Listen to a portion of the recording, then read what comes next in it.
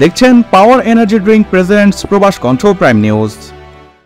মালয়েশিয়ায় ইন্দোনেশিয়ার এক নারীকে হত্যার অভিযোগে এক বাংলাদেশি যুবককে গ্রেপ্তার করা হয়েছে। হত্যাকাণ্ডের কারণ হিসেবে সন্দেহভাজন বাংলাদেশি যুবকের ঈর্ষাপ্রবণ মনোভাবকে দায়ী করা হয়েছে। দেশটির জাতীয় সংবাদপত্র নিউজ স্ট্রেইট টাইমস ও মালয় মেলে প্রকাশিত প্রতিবেদনে এ সকল তথ্য জানা গেছে।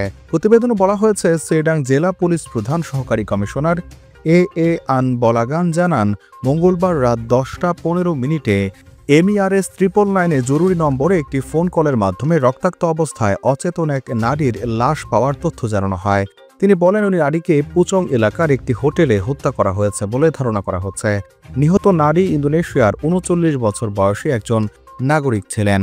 আনবালাগান আরও জানান, শুক্রবার বিকেল 4:30 সেডাং জেলা পুলিশের অপরাধ তদন্ত বিভাগ এবং সেলাঙ্গোর পুলিশ কন্টিনজেন্টের অপরাধ তদন্ত বিভাগের যৌথ অভিযানে মূল সন্দেহভাজনকে গ্রেপ্তার করা হয়।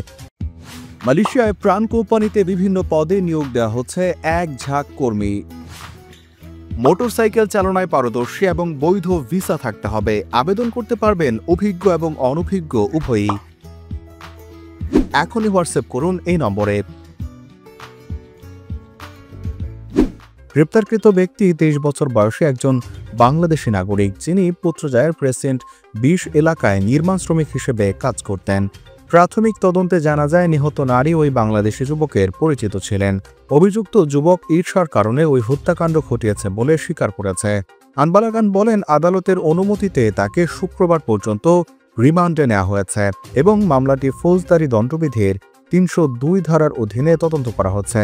পুলিশ জনসাধারণের কাছে এই ঘটনার বিষয়ে কোনো তথ্য থাকলে নিকটস্থ থানায় জানাতে অনুরোধ করেছে। এদিকে এই ঘটনার পর প্রতিক্রিয়া দেখা গেছে বাংলাদেশি কমিউনিটিতে।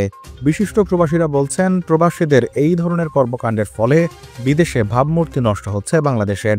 বিশেষত দেশেতে বসবাসরত প্রবাসীরা প্রতিনিয়ত নানান সমস্যায় পড়ছেন এই সকল ঘটনার জেরে। প্রবাস কণ্ঠ নিউজ ডেস্ক।